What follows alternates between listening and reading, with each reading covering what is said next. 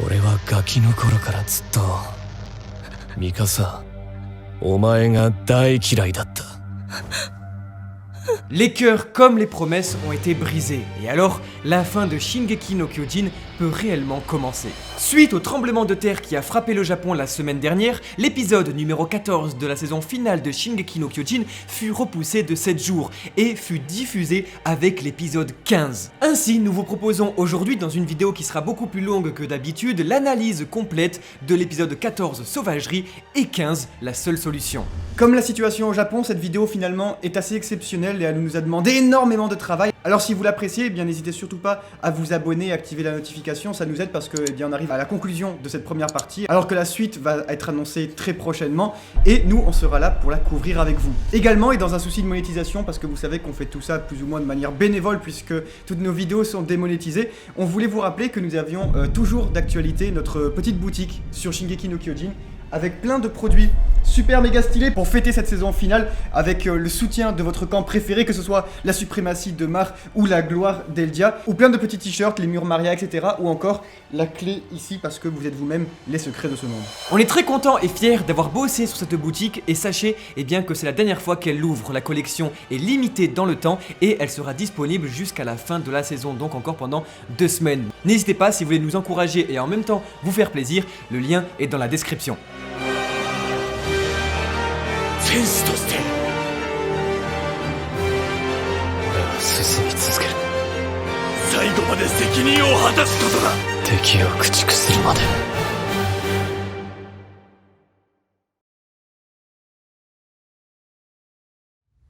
あの父親は生きていた。エレン、俺たちは被害者だ。 Je souhaite que nous soyons la dernière génération à subir tout ça. Alors mettons un terme ensemble à 2000 ans de souffrance. Bonjour tout le monde et bienvenue dans l'analyse complète des épisodes 14 et 15 de la saison finale de Shingeki no Kyojin. Si vous voulez connaître tous leurs secrets et vivre avec nous la meilleure expérience possible, vous êtes au bon endroit. Et le tout sans aucun spoiler. Vous êtes prêts? C'est parti. Eren, お願い、帰ってきて。やるんだ、今ここで。勝負は今ここで決める。誓った。進む。戦え戦え戦え戦え。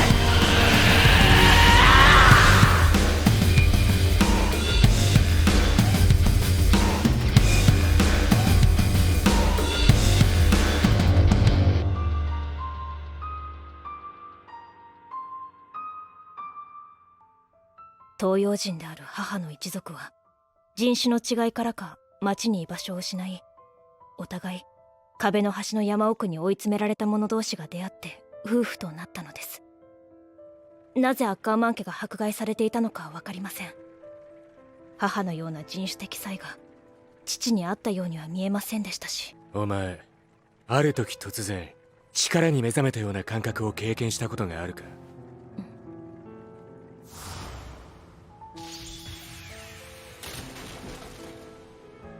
あります。ケニー・アッカーマンにもその瞬間があったそうだ。ある時ある瞬間に突然バカみたいな力が体中から湧いてきて、何をどうすればいいかわかるんだ。その瞬間が俺にもあった。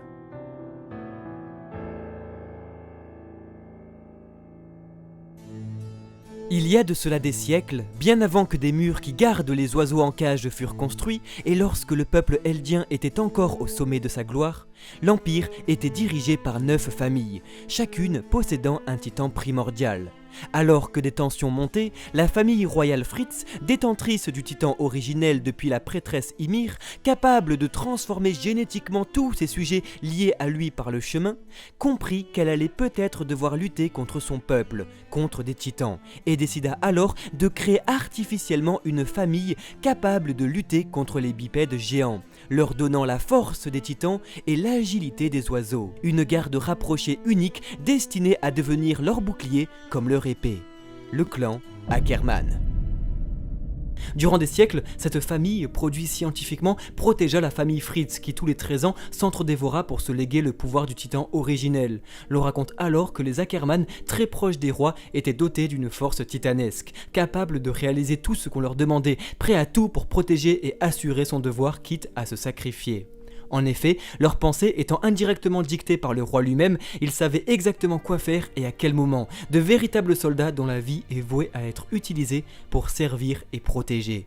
Que ce soit titan ou simple humain, absolument plus personne n'osait approcher le roi avec de sombres desseins. Ainsi, Eldia prospéra durant des siècles, de roi en roi, conquérant le monde petit à petit et devenant la première puissance mondiale grâce au pouvoir des titans et des Ackerman. Seulement, c'est arrivé au 145e roi que tout bascula. Après presque 2 millénaires de massacres, Karl Fritz, nouveau souverain d'Eldia, mange son ancêtre et obtient le pouvoir du titan originel qui, coulant dans ses veines, lui fait découvrir 2000 ans d'horreur perpétrées par ses ancêtres pour conquérir le monde.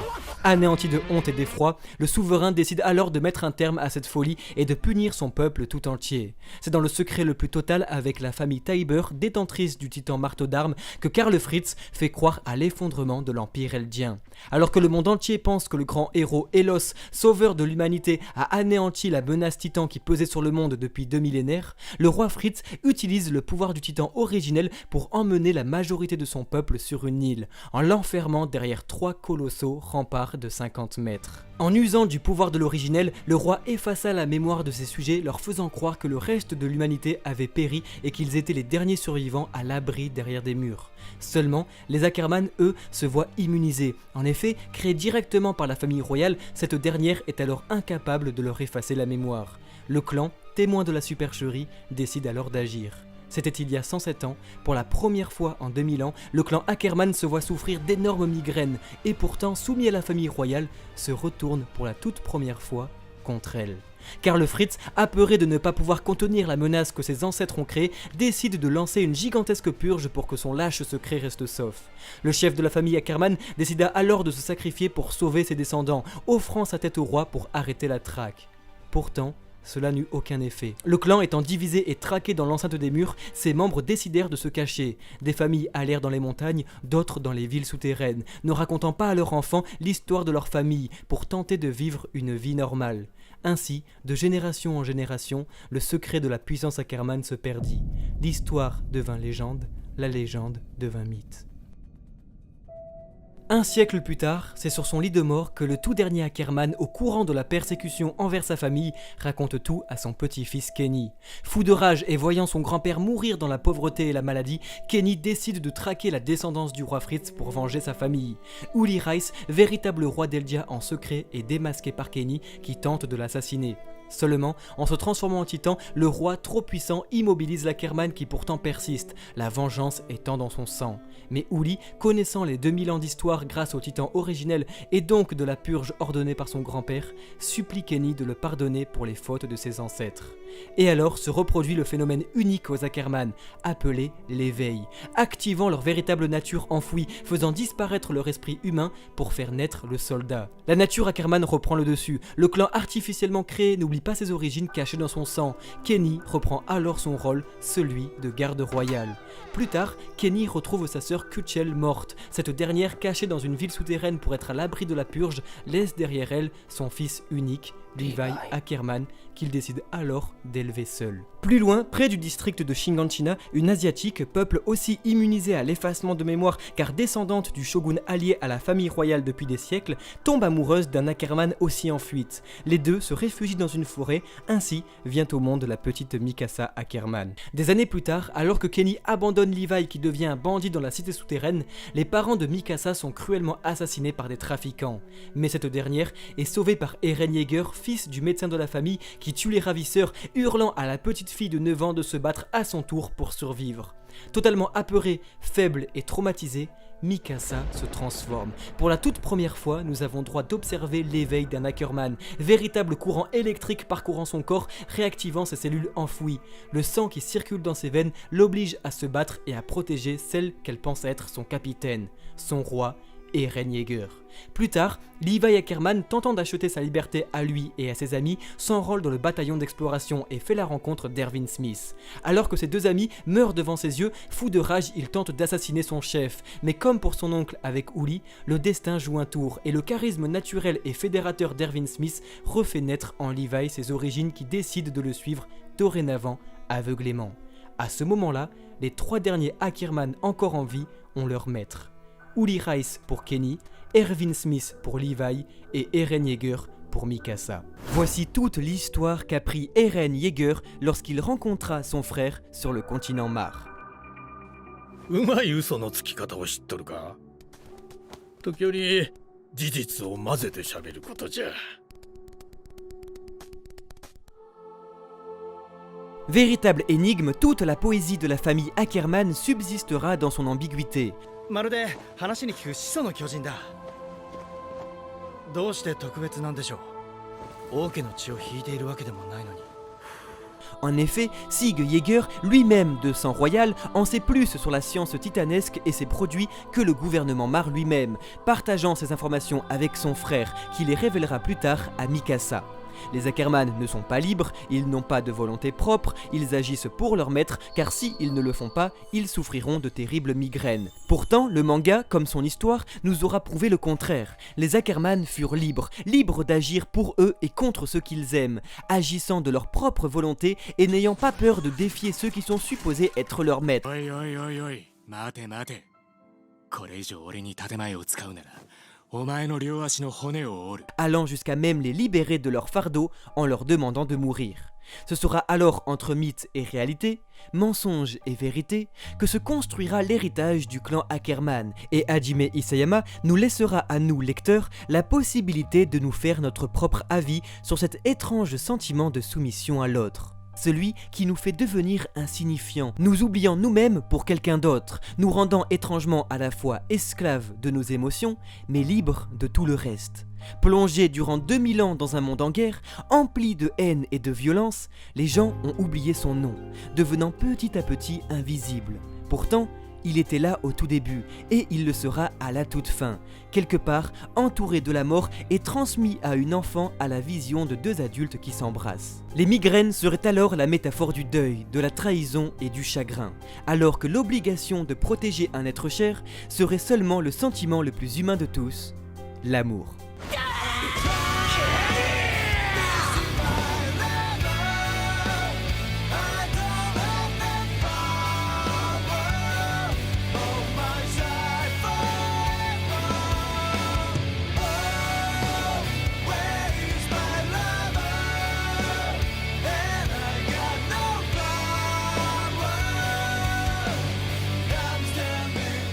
Vous voulez la vérité? La voici.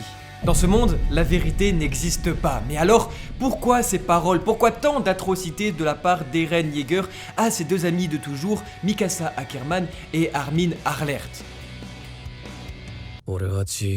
Dans cette nouvelle discussion se crée une nouvelle ambiguïté, et ce qui est très intéressant, c'est que Hajime Isayama va nous laisser à nous lecteurs, encore une fois, la possibilité de nous faire notre propre avis sur cette discussion. Il ne va pas nous guider, il va nous faire écouter ce que les personnages ont à dire, et ça va être à nous de réfléchir. Parce que il est très dérangeant, très triste de se rendre compte que depuis le début de cette histoire, s'il y en a bien un qui ne ment jamais, c'est Eren Yeager. 俺が何をしようと何を選ぼうとそれは俺の自由意志が選択したものだイエレナと密会した後の行動もエレンの自由意志なの？そうだ On peut le voir dans l'épisode 15 plus tard, avec son frère, la discussion, tout ce qu'il dit, il le pense. Eren ne ment jamais. エルディア人が生まれてこなければこの町の住民もこれから俺たちの計画に巻き込まれて死ぬことはなかった。この世に生まれないこと、これ以上の救済はない。俺はやる。俺の手で巨人が支配した2000年の歴史にケリをつける。その日を迎えるまで進み続ける。Une discussion qui se fera d'ailleurs face à un arbre qui attirera la zone de netteté de la caméra, parce que les frères Yeager aiment discuter de la vie et de la mort, et cela sous n'importe quel arbre. Mais alors, pourquoi ça? Pourquoi ces mots si durs? Pourquoi dire à Mikasa qu'il la hait?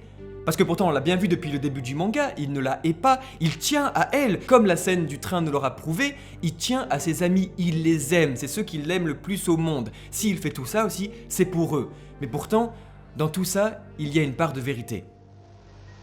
俺はガキの頃からずっとミカサ、お前が大嫌いだった。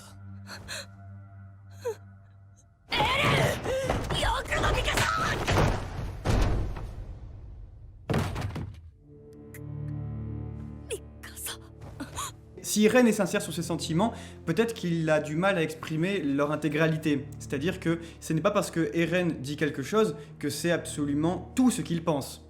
Maintenant, si une vérité se dégage, c'est qu'en effet, il va détester la part d'esclave qu'on peut retrouver chez les gens. Et ça, c'est un fait.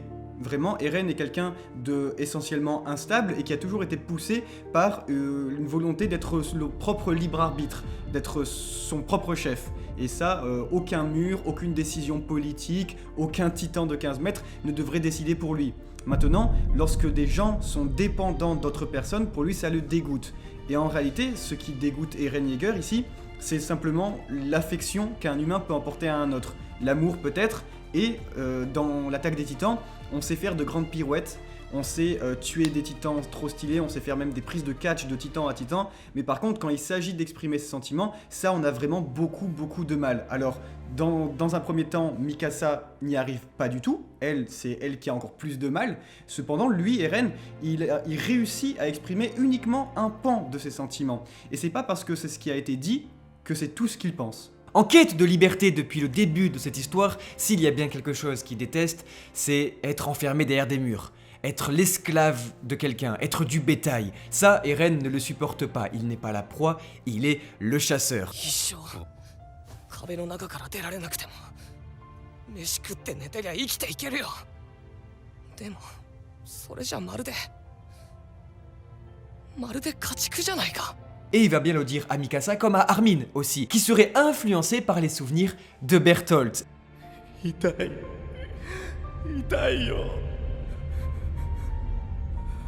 C'est pour ça que Armin irait rencontrer et parler à Annie dans son cocon de cristal. Il ne le fait pas de son libre arbitre, il ne le fait pas pour lui, mais parce que Bertholdt était amoureux. その調子で愛しの兄の元まで踏ん張ろうぜ。だからそんなんじゃ。兄だって絶対絶命の窮地に駆けつける野郎が現れれば王子様だと誤認するはずだ。たとえお前でもな。 Et à nouveau, c'est un fait, c'est-à-dire que nous savions que Bertholdt était amoureux d'Annie, nous savons que Armin s'approche d'Annie uniquement depuis qu'il a les souvenirs de Bertholdt.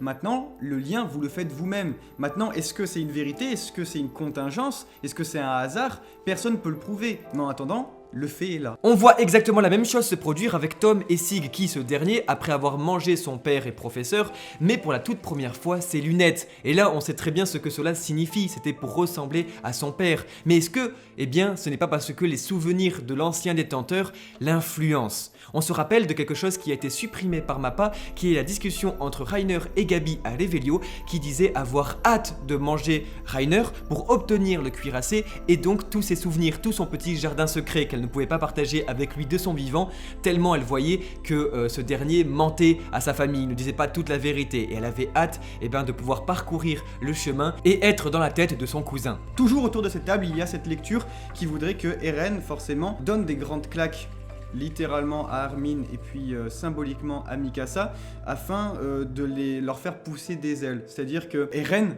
essaie de leur dire, avec toute leur vérité là, qu'ils peuvent être leur propre chef et que c'est ce qu'il invite. Il invite ses amis à se rebeller contre lui-même et pour ça, voilà, c'est la technique le louche que beaucoup de lecteurs de manga n'arrêtaient pas de citer depuis le début de cet arc, puisque c'est Eren qui deviendrait un petit peu le grand méchant pour pousser ses amis à devenir eux les grands héros. Est-ce que Mikasa est-elle réellement une esclave? Est-ce que Armin est-il réellement influencé par Bertholdt? Ou bien est-ce que les deux ne seraient pas finalement amoureux? Et enfin, est-ce que Eren n'est-il pas simplement lui-même esclave de ses propres ambitions? Est-ce que finalement, s'il n'y a pas quelqu'un ici qui est dépendant de quelque chose au plus fort, c'est Eren lui-même? Beaucoup de révélations vont apporter des réponses prochainement, en tout cas dans la suite et dans la partie 2 de la saison finale, puisqu'on comprendra les véritables intentions d'Eren et le déterminisme qui l'accompagne. C'est à Levelio que Sig et Eren se sont rencontrés et ont pu exposer à chacun leur point de vue sur le monde et le plan qu'ils allaient mettre à exécution.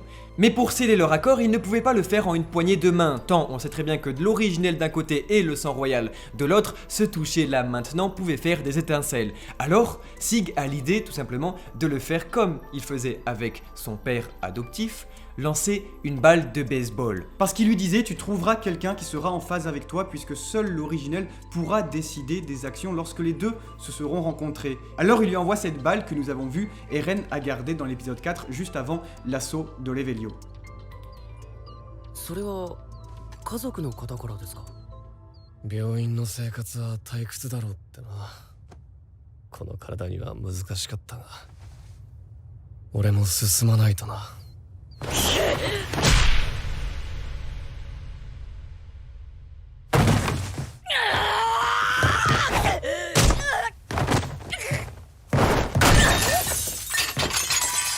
ェーガーさん。なんでもねえ。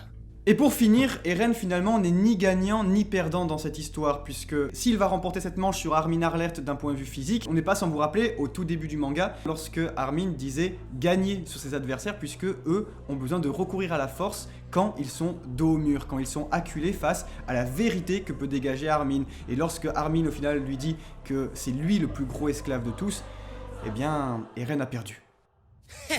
どうした異端者。悔しかったら殴り返してみろよ。そんなことするもんか。それじゃお前らと同レベルだ。なんだと？僕が言ったことを正しいと認めているから、言い返せなくて殴ることしかできないんだろ。それは僕に降参したってことじゃないのか。 On pourra noter quelque chose de très intéressant qui n'est pas dans le manga, c'est la découverte de Shiganshina avec un plan aérien où l'on découvre que le cratère créé par l'explosion de Bertholdt il y a 4 ans s'est transformé en petit lac charmant. L'épisode 14 se conclut avec le passage sur Kishadis et puis la jeunesse un petit peu fasciste, la jeunesse qui se rebelle sur les toits de la caserne de Shiganshina. Et c'est très pertinent de placer ici Kishadis, l'instructeur qui au tout début nous mettait dans le bain de cette violence qui était le monde de SNK, tandis que là maintenant les soldats doutent. Et on a l'impression de les comprendre tous ces gens-là parce que nous aussi on n'est pas très vieux, nous aussi on est plein d'ambition, nous aussi on voit plutôt devant tandis que Kishadis lui regarde trop souvent derrière lui. Et ça nous touche parce que on était là nous aussi au début, on était là quand Kishadis tuait des titans, lorsque bien avant que Eren même se réveille de son rêve là, eh bien c'était lui, c'était un des tout premiers personnages que l'on voyait, c'était le début, Kishadis représente le tout début. Maintenant on arrive à la toute fin.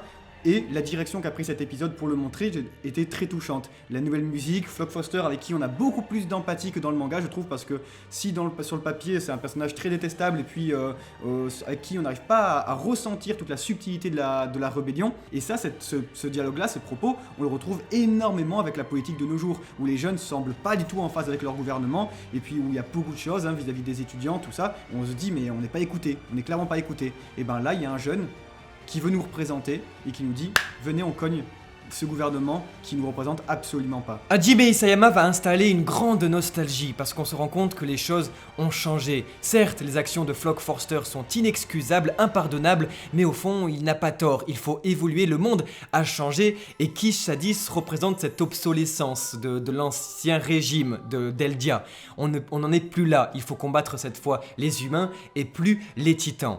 Pourtant, le mangaka veut bien nous faire comprendre quelque chose, c'est qu'il y a un autre personnage qui lui est rattaché totalement au passé et qui n'a qu'un seul talent, c'est de combattre les titans. Il le fait très bien et on a besoin de lui encore aujourd'hui et on aura besoin de lui tout le temps finalement jusqu'à la toute fin. C'est pour ça que Kishadis, à terre, a encore un rôle à jouer. Il est encore important de ne surtout pas effacer le passé, de faire son devoir de mémoire, etc. et d'accepter le passé pour aller plus loin de l'avant. Il ne faut pas tout raser. Et là, Flock Forster, il refait un peu comme le roi Fritz. Hop, on supprime tout le passé et on crée quelque chose de nouveau. Alors que non, on a besoin de nos aînés, de toute leur expérience et de toutes leurs erreurs, pour ne surtout pas les reproduire et aller de l'avant. On a toujours besoin de Levi Ackerman comme on a toujours besoin de Kish Shadis. C'est pourquoi n'ayez pas peur de l'histoire, c'est beaucoup plus fascinant que le combat et toutes les horreurs qui l'accompagnent. C'est pourquoi si vous deviez avoir un titan, allez plutôt étudier pourquoi est-ce que vous en êtes un et pourquoi est-ce que tous ces hommes, tous ces Eldiens sont connectés, au lieu d'aller défoncer des murs. Et c'est ce qu'avait décidé Tom Xaver, grand chercheur de la Patrimar.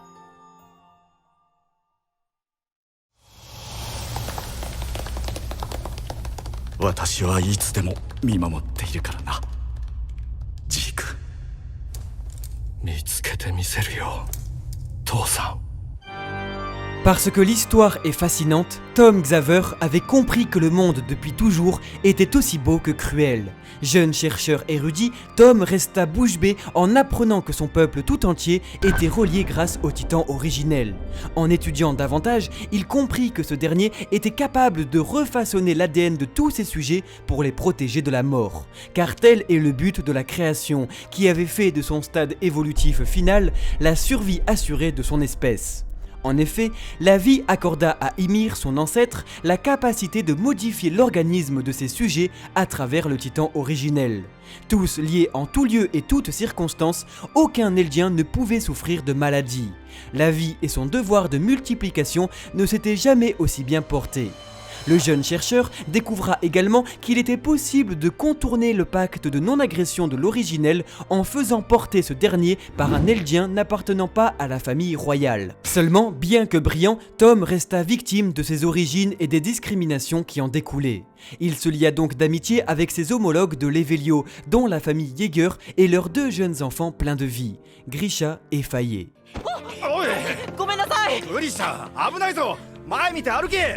Plus tard, Tom tomba amoureux d'une jeune mare avec qui il eut un enfant. Seulement, plongé dans une relation interdite et en comprenant la gravité de ses conséquences, Madame Xaver décida d'y mettre brutalement un terme. Pour protéger sa famille de la déportation, elle fit quitter ce monde cruel à son fils dans un ultime acte désespéré. La terrible ironie voudra que les brillantes recherches de Tom lui firent remporter le titre de guerrier et détenteur du titan bestial afin qu'il puisse continuer ses recherches pour la grande patrie de Mar. Ainsi, il disposait de la nationalité et pouvait alors s'éprendre d'une mare librement. Mais un tel passif ne cicatrise pas si facilement, et Tom ne pouvait s'empêcher de penser que si son fils n'était pas venu au monde, il n'aurait jamais souffert. Non, si lui-même n'était pas venu au monde, il n'aurait jamais souffert. Non. Finalement, si nous n'avions jamais existé, toutes ces horreurs ne seraient jamais arrivées. Ça y est, Tom Xaver venait de trouver le moyen définitif de clore ces millénaires de conflits et ce cycle infini de vengeance. Si l'originel a le pouvoir de refaçonner l'ADN des Eldiens, c'est sous le signe de la stérilisation qu'il pouvait les empêcher de se multiplier.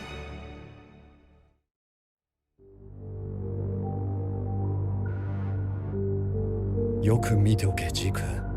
これが私たちの住むレベリオ区だ。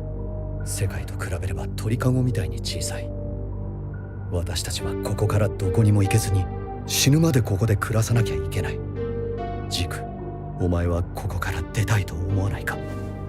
Du plus profond de sa mémoire, Sig Yeager a toujours été enfermé entre des murs. Mais surtout, son plus vieux souvenir reste les paroles de cet homme qui venait d'implanter dans l'esprit de l'enfant une philosophie contraire aux chasseurs, celle qui questionne le devoir de la vie.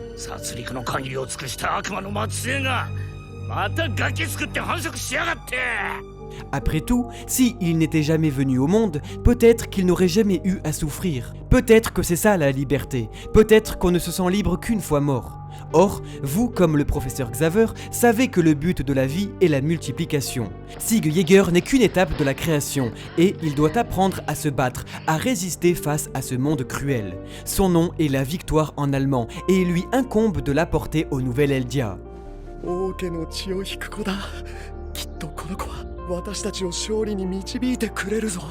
Il est le dernier héritier royal du grand continent et aux yeux de son père, il est un être spécial. Enfin, parce qu'il est né dans ce monde, il a le pouvoir de le changer.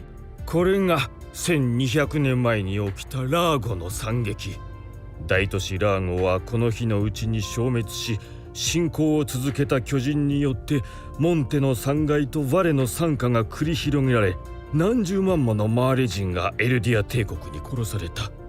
Déchiré entre deux éducations, il devient évident pour Sig que le monde n'est ni blanc ni noir, mais qu'il existe toute une palette de nuances à articuler dans l'histoire qu'il habite.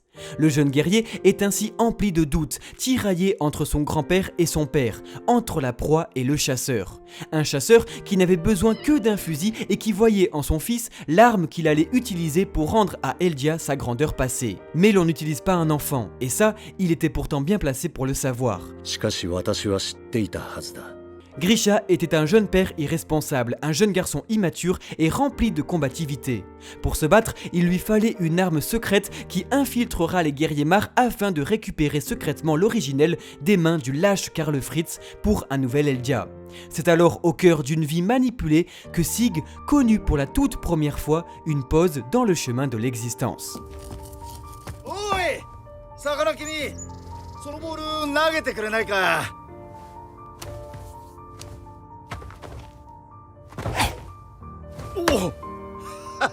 まだ小さいのにやるじゃないか。 Le professeur Tom Xaver, détenteur du bestial, avait besoin d'un héritier pour son plan comme pour son titan, et c'est dans le lancer de Sig qu'il perçut sa sensibilité. Lancer une balle, la réceptionner, voilà un aller-retour plus pertinent que celui de la vie et de la mort. De son côté, Sig venait de comprendre qu'il n'était pas qu'un objet, pas qu'une énième étape de la création, mais bien un être humain à part entière. Il a le droit de vivre et de profiter de la fugacité de son crépuscule. Xaver venait de lui offrir la première pause de sa vie, et il venait d'offrir au professeur la survie de son plan. Ainsi, dans le torrent d'incompréhension qui traversait le jeune Eldien, le chercheur Tom Xaver apparaissait comme une lumière. Qu'il est stupide de vouloir mourir pour quelque chose, et aucun enfant ne devrait mourir pour les péchés de ses parents. Cette lumière permettait à Sig d'échapper à la cruauté de sa famille. Alors, quand il s'agissait de mettre un terme à ses doutes, Sig ne pouvait qu'écouter celui qui lui montra paradoxalement la beauté de l'existence. C'est ainsi que pour sa propre survie, l'enfant dénonça ses parents. Car finalement, ils avaient beau avoir les bonnes idées, ils n'avaient pas les bonnes méthodes. Et puis, ce drame, c'est lui qui l'avait commencé. Le chasseur ne se remet pas en question car cela reviendrait à penser un seul instant qu'il peut être la proie. Alors, si Faye est morte, ce n'est pas parce qu'il l'a emmenée en dehors des murs ce jour-là. Non, c'est parce que ce monde est pourri et qu'aucun barrage ne devrait empêcher une petite fille de le contempler.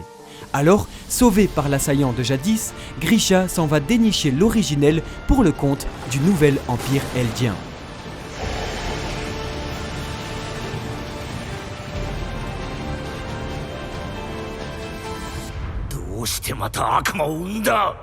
Des années plus tard, et tandis qu'il croyait ses parents tous deux morts, Sig n'oublia jamais les paroles de ce Mar, paradoxalement gravées en lui car son père le lui ordonnait. Les Eldiens se multiplient car la vie le leur ordonne. Mais à quoi bon? Quelle est l'utilité de se battre contre ce monde cruel? S'il n'avait jamais existé, il n'aurait jamais souffert. Alors, si l'originel pouvait retravailler l'ADN des Eldiens en ce but, il pourrait mettre fin à toute cette histoire. C'est en exprimant cette idée que Tom Xaver annonce au jeune homme la possibilité de contourner le pacte de non-agression créé par Karl Fritz. Pour cela, il doit dénicher l'originel et le donner à un individu de sang non royal, avec qui il lui suffira de rentrer en contact. Cependant, cette personne doit être en phase absolue avec les idéaux de Sig, tant il incombera à l'originel et à l'originel seul de décider de ses pouvoirs une fois le contact établi. Alors, il fit la promesse à son père de mettre fin à ce monde cruel une bonne fois pour toutes, une fin sans souffrance pour tous en rendant tous les Eldiens stériles. Le plan d'éradication douce était en marche. Emmené sur Paradis dans le but de tester une arme chimique à Aragako, Sig apprend de la bouche des précédents guerriers envoyés sur place l'identité de l'originel, Eren Yeager. Le guerrier comprend avec stupeur que son père a survécu, qu'il a dérobé l'originel avec succès et qu'il a donné naissance à son petit frère qui activa ses pouvoirs en touchant sa mère.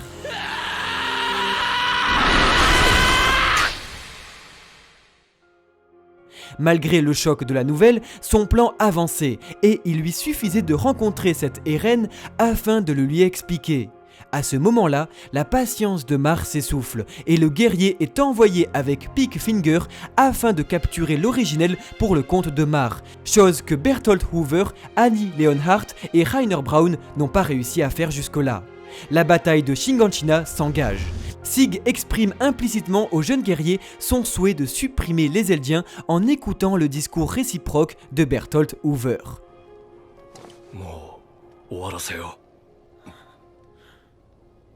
終わりにしたいんだよ、俺たちで。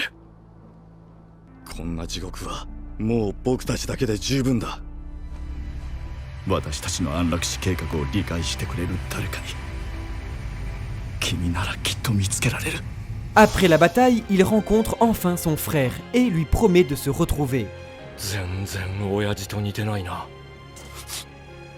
Pour cela, il engage une mercenaire, Yelena, lui faisant pleinement confiance afin de créer un groupe de fidèles qui contacteront Eren à sa place. Le lien est fait. Un faux plan de sauvetage d'Eldia via le grand terrassement est alors lancé, et Sig entreprend de multiples manœuvres pour gagner la confiance de Paradis, leur faisant avaler à la fois ses mensonges et son liquide cérébrospinal pour mieux les manipuler. Voilà que le jeune Eldien insulaire quitte ses murs pour retrouver son grand frère. Là-bas, il expliquera être en phase avec lui et qu'il agira selon ses ordres. Sa décision est prise, il est celui qui mettra un terme à la suprématie des titans. Il le promet. Et comme disait Pixis, le plus habile des mensonges est celui qui possède une part de vérité. Après des années de solitude et de persévérance, le jeune homme venait enfin de trouver quelqu'un sur qui il pouvait compter. Ensemble, ils mettront fin à ce monde et ses horreurs. Il leur suffit d'un seul contact. Pourtant, les philosophies des deux personnages s'opposent. Si celle d'Eren est de naître dans ce monde pour être libre, celle de Sig est qu'il aurait fallu que nous ne venions jamais au monde. Finalement, nous trouvons tous un moyen pour se rebeller contre ce monde cruel. Et c'est aux portes de la mort que Sig Yeager n'aura eu de cesse de se battre contre la vie.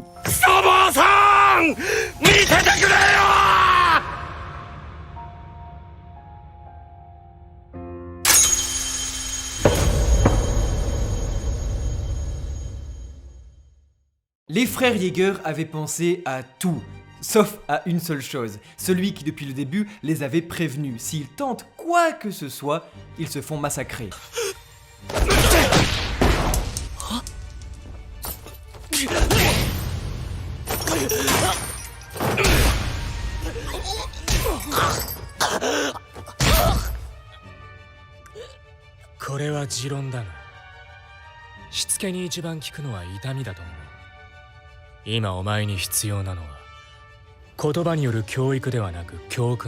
L'homme le plus fort du monde, depuis le début, les tire par les cheveux et leur fout des énormes coups de tatane. Ici, encore une fois, Levi exprime sa totale suprématie sur son adversaire. Mais ce qui est beau, dans un manga encore une fois aux antipodes du manichéisme, c'est que Sig, Levi, les deux avaient des promesses. Des deux côtés, nous avons un être humain qui avait fait une promesse pour rendre hommage à quelqu'un qu'ils avaient perdu. Et alors on se rend compte que finalement il n'y aura pas de gagnant dans cette histoire, avec de magnifiques épisodes 14 et 15 qui vont nous mettre en empathie avec les deux camps, avec les deux côtés, et présenter une absence totale de rédemption. On ne peut pas gagner, on ne peut que perdre.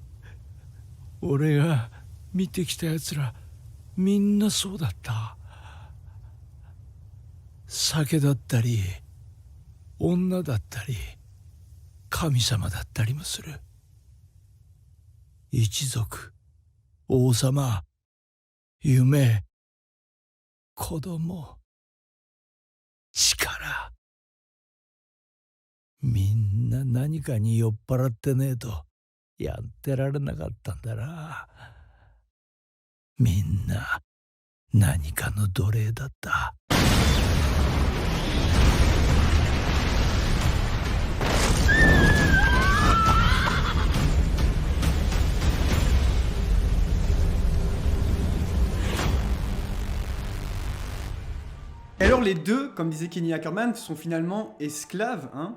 Peut-être qu'Eren a raison, quelque chose qui les font aller de l'avant. Et je trouve ça très touchant de comprendre que peut-être qu'au même moment, au même instant T, les deux ont pensé à leur promesse et se sont dit c'est maintenant qu'il faut agir. Quand Levi repense à Erwin et dit je vais enfin pouvoir y arriver, toutes ces années n'ont pas été vaines, tous ces efforts, tous ceux qui sont morts avant toi, et ta propre mort n'aura pas été vaine, je vais y arriver et je vais tenir ma promesse. Et bien, à ce moment précis, les pages du livre volent au vent, tandis que Sig court, ce qui signifie que 2 secondes avant, Sig a dû se dire dans sa tête, parce qu'il faut bien se motiver quand même lorsqu'on est entouré de 30 soldats armés, Monsieur Xaver, je vais y arriver, toutes ces années n'auront pas été vaines, j'ai trouvé quelqu'un, ta mort, celle de tous ceux avant toi, je vais y arriver, c'est parti, c'est maintenant. Et les deux, ils ont eu leur promesse, et les deux ont commencé leur plan. Et c'est là toute la beauté et la poésie de Shingeki no Kyojin qui va pas nous le dire explicitement ça. Non, c'est à nous de le comprendre et de nous dire, putain, les deux en fait, ils ont vécu que dans le passé, que pour une promesse, ils ont vécu par procuration pour quelqu'un d'autre, ils n'arrivent pas à vivre pour eux en fait. Et alors que la promesse est une notion très importante, il y en a une autre encore plus, c'est les choix de Levi Ackerman, qui depuis le début du manga tient donc dans une forêt d'arbres géants exprimer ses regrets concernant ses choix. Il n'a jamais su lequel de ses choix étaient les bons. 選べ。自分を信じるか。俺やこいつら調査兵団組織を信じるかだ。俺にはわからない。ずっとそうだ。自分の力を信じても、信頼に至る仲間の選択を信じても、結果は誰にもわからなかった。だから、まあせいぜい、悔いが残らない方を自分で選べ。 Personne ne peut savoir lequel est le bon. Et alors on aurait eu des exemples de cela absolument partout dans tout le manga. À chaque fois qu'il est question de choix, le paneling d'Isayama va présenter quelque part sur le papier, comme dans l'animé, Levi Ackerman. Il va être là, totalement partagé entre deux possibilités. Dans son passé, est-ce qu'il devait faire confiance à la force de ses tout premiers amis, ou bien y aller seul au combat? Plus tard dans la forêt des arbres géants avec son escouade, qui se fera malheureusement tuer par Annie, et encore plus tard avec le soleil de minuit sur les toits de Shiganshina.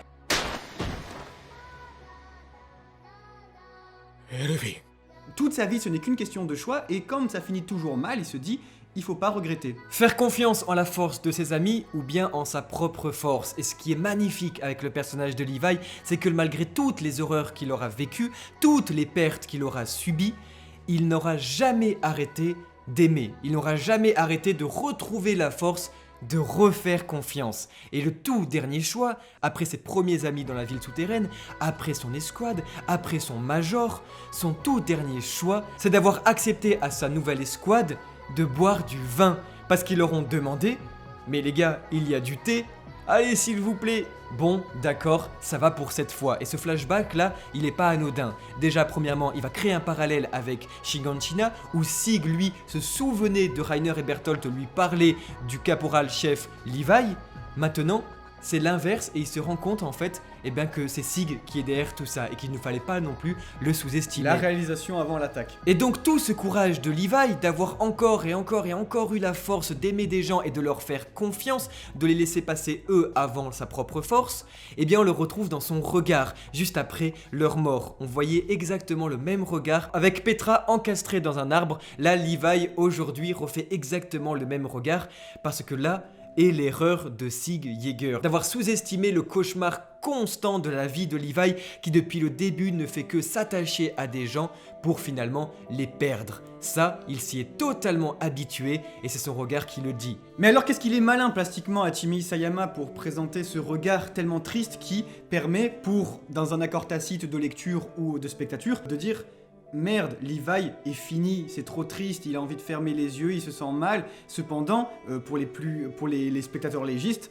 ce regard, on sait qu'il a déjà vécu et que pourtant il est toujours là. Et on sait qu'après même ce regard, il fait des dingueries contre le titan féminin. Et alors là où c'est beau, c'est que c'est celui qui dit qu'il est. Lorsque Sig disait que finalement Levi sous-estimait la grandeur de ce monde, Sig, putain, t'aurais dû penser quand même une seule seconde que Levi, le mec, il a beaucoup d'expérience. T'es le premier babouin, littéralement, à tuer tous ces hommes devant ses yeux, et que pourtant il était là pour te couper les jambes. Alors au bout d'un moment il fallait se dire Waouh, il a de l'expérience le bonhomme. Techniquement, on avait une réalisation très intéressante qui va reprendre fidèlement toutes les actions de Levi et les traits d'Isayama, où, si vous ne l'avez pas remarqué, nous pouvons apercevoir déjà l'ange de la mort virevolter dans les arbres avant même qu'il intervienne contre les titans de Sig. Également, le choix des OST était très intéressant, tant la première, Ape Titan, fait un parallèle avec la charge d'Erwin contre le titan bestial à Shinganshina. Ape Titan, Ape Titan, mais également le titan singe, qui est le leitmotiv absolu de ce personnage terrifiant depuis le premier épisode de la saison 2, et qui, ici, commence dès qu'on le voit courir. C'était vraiment fascinant et on se dit, ça y est, c'est ainsi que commence le combat de Sig Yeager. Et la deuxième K21 qui exprimera toute la puissance des Ackerman, car déjà utilisé dans la saison 3 au tout début pour montrer la puissance de Kenny, et dans la cave des Fritz où on voyait Kenny et Levi s'affronter. Des choix musicaux qui permettent de différencier ces deux rounds, puisque normalement dans un manga classique on s'attend à ce que ça soit plus la revanche de Sig que l'énième massacre et l'énième humiliation de ce dernier, et du coup ici la partie chantée de Kenny 2, c'est-à-dire voilà K21, eh bien, permet d'apporter une autre note que celle du premier massacre de Levi lors de la saison 3, partie 2, puisque sinon ça permettait d'éviter que ce soit redondant et puis aussi de croire à ce que Levi pouvait quand même éventuellement perdre. On a quand même toujours aussi ces deux plans qui étaient très attendus par les lecteurs de manga, de Levi qui devient ange de la mort et de sa tête ensanglantée qui ici sont découpés dans un mouvement. Et du coup, bon, il faut mettre pause pour les voir, mais ils existent bel et bien. ワインはもう残ってないのか。一月もここにいるんだぞ。一滴も残ってねえよ。まったく。 Une course qui commence dès que, très intelligemment, Sig demande s'il reste du vin. Et ça, je trouvais ça vraiment super cool parce que ça permettait de montrer que Sig n'attendait qu'une seule chose, c'est qu'il ne reste plus rien, puisque cela exprimait forcément l'idée que tous les soldats avaient tout bu. Et lorsque Levi dit « Bah non, ça fait des mois qu'on est là, frérot, il n'y a plus une seule goutte », eh bien Sig pouvait se mettre à courir. Également, une adaptation très intéressante de manière plastique, ça va être celle du cadre choisi pour présenter la bouteille et les soldats qui ont envie de boire, puisque ça c'est pas présent dans le manga, encore une fois, pour exprimer les choix de Levi, mais j'ai trouvé que c'était super pertinent puisque ça crée une métonymie de Levi qui représente la bouteille et de toutes les mains qui essaient de la gripper comme les titans, et du coup c'est littéralement action-conséquence. En restant sur le vin, vous avez bien compris que tous ceux qui ont bu le liquide cérébrospinal de Sig, tout Eldia presque est contaminé, et pourtant, quand ils hurlent, ils ressentent seulement un choc électrique parcourir leur corps mais ne se transforment pas, et donc on peut en déduire que la distance dans le pouvoir de Sig est un facteur à prendre en compte.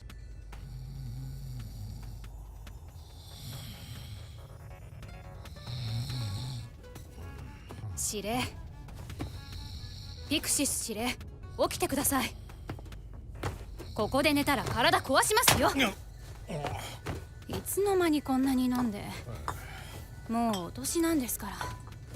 私は司令のおしめのお世話するなんて嫌ですよ。美女に世話してもらえるのなら望むところじゃ。して状況は。Et on notera également l'écriture sur le long terme d'Isayama qui veut que depuis le début on voyait l'assistante de Dot Pixies lui dire d'arrêter de boire constamment et alors qu'ils sont tous là, oulou, qu'est-ce qui se passe? Et bien elle se dit mais je sais pas, j'ai pas compris, j'ai rien senti. Remontons en arrière et prenons le large rendez-vous sur Mar où on retrouve le personnage de Tom Xaver. Je dis on retrouve, puisqu'en effet ce dernier avait 3 apparitions lors de l'adaptation de Wit Studio. Et alors c'est vraiment un travail formidable à la fois de l'ancien studio, mais également d'Isayama qui présentait le personnage sans nous le dire. Et ça c'est toujours son point fort, c'est-à-dire qu'il nous montre des choses, mais vu qu'on n'y est pas attentif, vu que ce n'est pas essentiel pour l'intrigue au moment présent, nous on s'intéressait juste à Grisha qui se faisait trahir, mais pourtant ce type il était là, et sa pose, elle est pas anodine, c'est pas un garde ou quoi, c'est un mec qui s'adosse sur lui, qui le prend dans ses bras, la tête contre tête, et qui lui dit ça va aller. Pourtant on n'en avait rien à cirer, et ça c'est un tour de maître, c'est vraiment de la magie, c'est un tour de magie. Une énième preuve que le mangaka avait tout prévu depuis le début, comme ce nouveau cours d'histoire de la part de la famille Yeager sur le massacre de Lago. Représenté dans le 3e ending de la série, celui de la saison 2, Yugure no Tori, nous retrouvions à l'époque ce fameux massacre de Lago. Et on remarquera ici toute l'intelligence d'Hajime Isayama qui à l'époque avait fait une commande à Wit Studio pour réaliser cet ending en faisant croire au lecteur comme aux spectateurs qu'il s'agissait en réalité de l'histoire de Karl Fritz, celle que nous avons appris depuis le début, que les titans sont arrivés de quelque part et ont ravagé absolument toute l'humanité qui a dû se réfugier derrière 3 murs. Et donc nous pensions ici que c'était il y a des centaines d'années des chevaliers qui rencontraient les titans et qui étaient déjà sur des murs, alors que pas du tout, ce n'était rien à voir avec l'humanité, mais bien Mar qui se faisait envahir par Eldia durant des années et qui essayait de se réfugier. Encore une fois, tout le prisme s'inverse, on se rend compte de la réalité des choses et d'ailleurs, le mangaka va encore en jouer dans le présent de son œuvre en créant 2 éducations différentes, avec un grand-père qui va dire que cela était bien un massacre fait par Eldia et le père qui va dire que tout cela est un mensonge. On retrouve encore une fois toute la notion de vérité et de mensonge, de légende et de réalité. Le propos du mangaka ici, ça va être très clairement la contre-histoire. La contre-histoire qui n'a rien de négatif puisque c'est juste quelque chose de très pertinent, peut-être que vous en faites vous-même tous les jours, c'est celle qui veut remettre en question l'histoire avec un grand H pour vous intéresser plus en profondeur à certains acteurs qui ont été, eux, mis au silence. Hein, vous savez que l'histoire est écrite par les vainqueurs et puis il y a forcément plein de prismes qui ont été complètement évincés de l'histoire. Et c'est juste ça la contre-histoire, c'est juste prendre A et B et les confronter.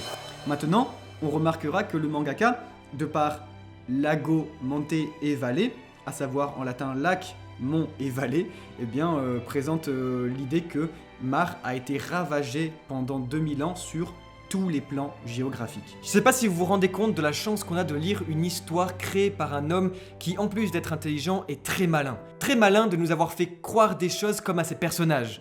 On a été totalement manipulés. Et en fait, encore aujourd'hui, on est pris d'empathie par des terroristes, par des fascistes. C'est incroyable parce que quand nous on regardait l'ending de la saison 2, on pensait que c'était l'histoire, la véritable histoire en fait. Celle du roi Fritz qui avait lobotomisé son peuple. Finalement, pour nous faire comprendre les personnages et parfois leur endoctrinement, hein, comme Gabi, eh ben, le mieux c'est de nous faire tromper nous-mêmes. Et ça, finalement, on peut regarder Gabi droit dans les yeux et lui dire, toi et moi, on est pareil, puisque nous-mêmes on a subi ça, et ce serait hypocrite de la part du spectateur de dire non mais ces gens-là ils sont horribles parce qu'ils comprennent pas qu'ils sont lobotisés depuis le début quand ils sont petits, tout ça, alors que non, nous ça a été pareil, on criait des grosses Sasageyo à la saison 2 en voyant après Yugole no Tori, et on se disait oh là là, vive l'humanité, tout ça. Exactement. Alors qu'en fait c'était l'humanité Eldia qui défonçait le reste du monde. Tout est question de point de vue dans Shingeki no Kyojin, et d'ailleurs on le voit très bien avec Gabi et Eren, mais on le voit ici très bien dans ce flashback de Sig, où pour la première fois, comme le flashback va s'intéresser à l'enfance de Sig Yeager, les parents, Dina et Grisha, vont être atroces. Ils vont être d'une monstruosité terrible, alors que quand l'histoire s'intéressait au point de vue de Grisha, via ses carnets, via ses notes, eh bien, beau, c'était noble, voilà, c'était quelque chose de très noble. On était pris d'empathie pour lui, mais aujourd'hui on se rend compte de tous ses défauts, et pourtant le personnage de Grisha en devient que plus appréciable parce que plus vrai, encore mieux construit. Et qu'est-ce qu'on a encore une fois de la chance d'avoir une histoire aussi bien écrite et d'avoir des personnages aussi humains. C'est incroyable, porté par des seiyuu qui vont nous faire vibrer. Wow. L'épisode 15 était d'une réalité terrifiante et c'était très agréable d'avoir ça.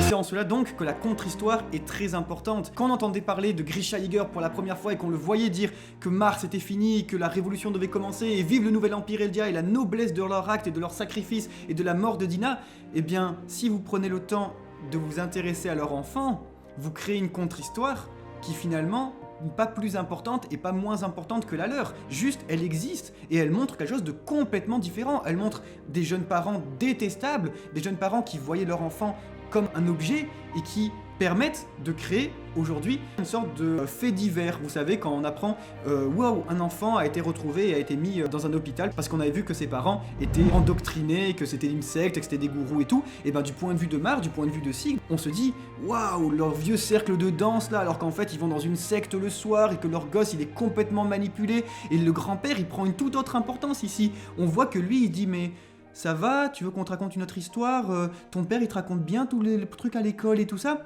Alors qu'en fait, le père, c'est un giga matrixé dans sa tête et que tout ce qu'il veut, c'est faire la gloire d'un empire qui est dépassé. Ça fait peur. Ils ont été mis en prison, ces gens-là. Et nous, pourtant, on ne peut être pris que d'empathie pour eux parce que on a commencé l'histoire avec Grisha. Et ça, d'un point de vue global sur l'œuvre, c'est exactement le cas d'Eren Yeager. Juste parce qu'on a commencé l'histoire avec Eren Yeager, on peut le comprendre. Mais pour le reste du monde, le mec, giga psychopathe. C'est ça qui est beau, on peut absolument tous les comprendre et au final personne n'a tort. Ils ont tous raison et tous tort.